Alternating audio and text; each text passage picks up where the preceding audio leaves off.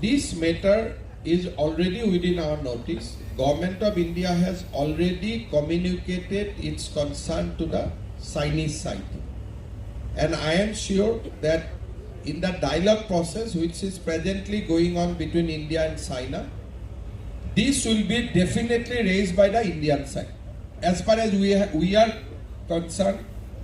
we have already communicated that if this dam comes, then the Brahmaputra ecosystem will become completely fragile, it will become dry, and will be only depend on the rainwater of Bhutan and Arunachal Pradesh. If Bhutan and Arunachal doesn't get enough rain, then Brahmaputra will be completely dried up. So this is a big problem for us, this is a big issue for us, and we have already raised this concern with the government of India.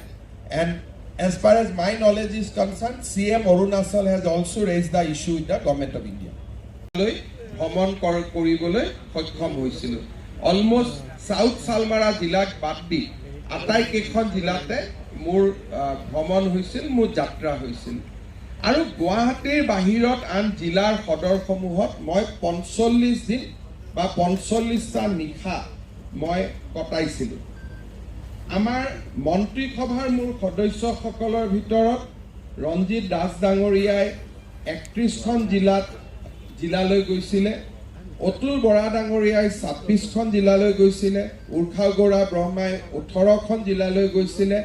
Chandramohan Patowary ডাঙৰীয়াই 14খন জিলালৈ গৈছিলে কেশৱ মহন্ত ডাঙৰীয়াই 25খন জিলালৈ গৈছিলে ৰনোজ পেগু ডাঙৰীয়াই 30খন জিলালৈ গৈছিলে অশোক সিংঘাল ডাঙৰীয়াই 26খন জিলা যোগেন মোহানে 28খন অজন্তা নেওগে 20খন পিজুজ হাজৰিকা ডাঙৰীয়াই 34খন বিমল বৰাই 25খন জয়ন্ত মল্ল বৰুৱাই 33খন আৰু নন্দিতা গাৰ্লোচাই 97টা নিশা তেওঁলোকে কটাইছিলে অৰ্থাৎ অকল জুৱাই নহয় তেওঁলোকে 1497টা নিশা তেওঁলোকে ডিসি কনফাৰেন্স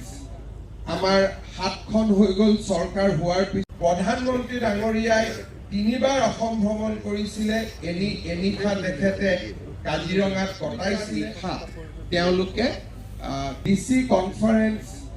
আমাৰ হাতখন হৈ গল সৰকাৰ হোৱাৰ পিছত প্ৰধানমন্ত্ৰী ডাঙৰীয়াই তিনিবাৰ অসম ভ্ৰমণ কৰিছিলে এনিশা তেখেতে কাজিৰঙাত কটাইছিলে